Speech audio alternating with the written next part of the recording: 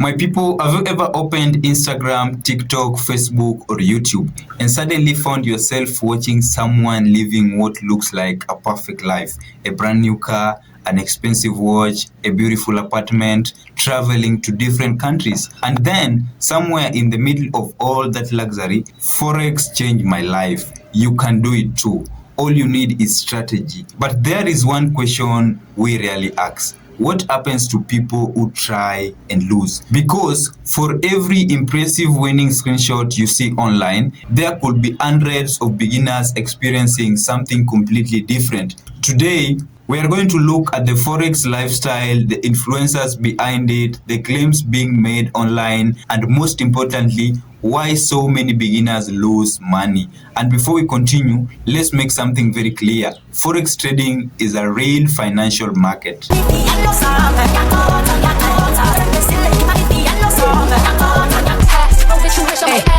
Nigeria as one of Africa's biggest and most visible online trading communities. Scroll through the social media and you'll find young people displaying cars, watches, designers' clothes, and expensive lifestyle. And often, Forex is presented as the reasons behind that success. One name has attracted attention is Kelvin Talent. Kelvin Talent has built a strong online presence around Forex and the wealthy lifestyle associated with it. But public reports and online discussion has raised questions about the claims surrounding his wealth and trading success. One example that attracted attention was reporting surrounding Mercedes-Benz, reportedly worth hundreds of millions of Nigerians naira. And this is where our investigation becomes interesting. If someone shows you a luxury car and tells you Forex paid for this, what actually proves that? Will a screenshot showing $20,000 profit be enough? What about 50,000 profit? What if someone shows you a trading account with hundreds of thousands of dollars? The problem is a screenshot is not an audit. A screenshot can show you a winning position, but it does not necessarily shows you the losing position. It does not show you the full trading history. It does not tell you how much money was deposited. It does not tell you how much was withdrawn, and does not necessarily tell you where the person's overall income comes from.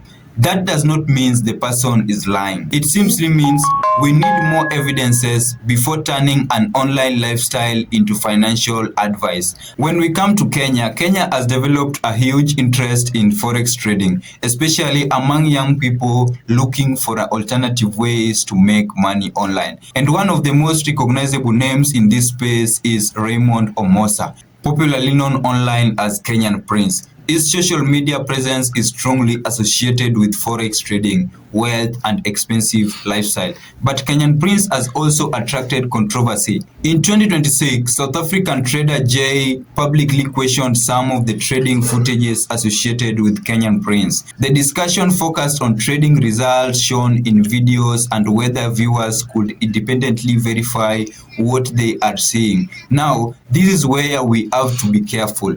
Questions and allegations are not the same thing as proven fact. So this documentary is not here to declare that somebody is guilty of fraud. Instead, we are asking for a much more important question. What should you actually verify before believing a Forex success story? Because imagine someone showing you a trading account with massive profit. The first thing you might think is, this person has figured it out, but what you don't see could be more important than what you do see. How large was the account? How much was risk? How much was lost? And what was the maximum drawdown? How long has the person been profitable? Can the results be independently verified? But what you don't see could be more important than what you do see. How large was the account? How much was risk? How much was lost? And what was the maximum drawdown? How long has the person been profitable? Can the results be independently verified? And most importantly, is the money actually coming from trading? Because there are many ways someone involved in Forex industry can make money. They could trade, they could teach, they could sell courses, they could offer mentorship. But there are different businesses. And that's something beginners often don't understand. Someone can be a very successful Forex influencer without being consistently profitable trader, and someone can be a very profitable trader without being a good teacher. Those are two completely different skills. The question is not simply, is Kenyan Prince a real Forex trader? The better question is, what evidence should any viewer demand before believing trading success story? And that question applies far beyond Kenya. Now, South Africa as one of the most developed financial markets on the continent.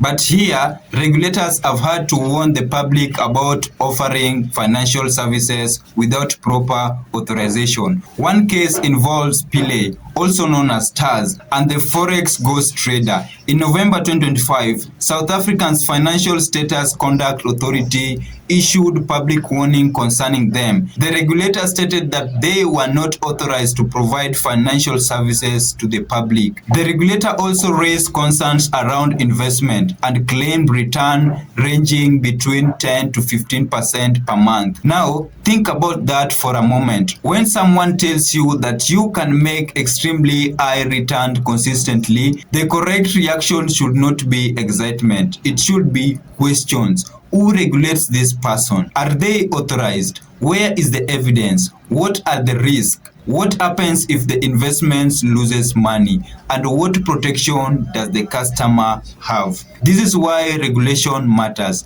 because followers like cars, watches, any other thing that can entice them. And this brings us to the biggest lesson from our journey through Nigeria, Kenya, and South Africa. Now, the biggest problem may not be actually Forex market. The biggest problem may be expectation people brings into it. The first problem is many beginners enter Forex believing they can become financially free within a few weeks. They see someone making thousands of dollars and think, if they can do it, I can do it. But they don't see the years of learning, losses, discipline, and experience that may have come before the success. The second problem is leverage. Leverage allows traders to control a larger position within a smaller amount of money. And while that can increase potential returns, it can also magnify losses. For a beginner who does not understand risk management, this can become extremely dangerous to their account.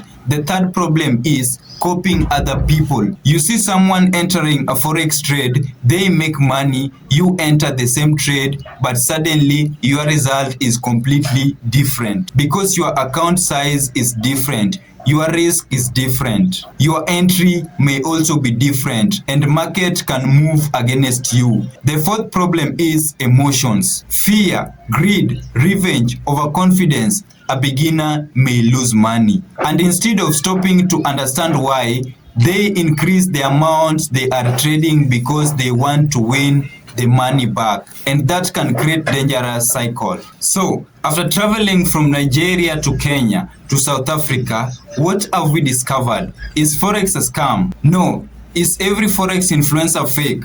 Absolutely not. And there are legitimate traders making money. Yes. But is the online image of Forex success always an accurate representation of reality? Definitely not something you should assume. The biggest danger is not necessarily Forex itself.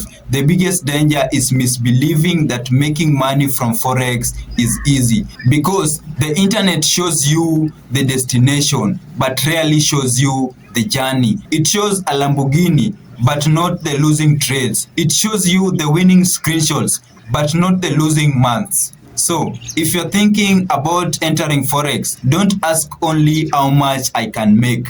Ask how much can I lose. Don't ask which guru should I follow. Ask, can their claims actually be verified? And don't ask how quickly I can become rich. Ask, do I actually understand the risk?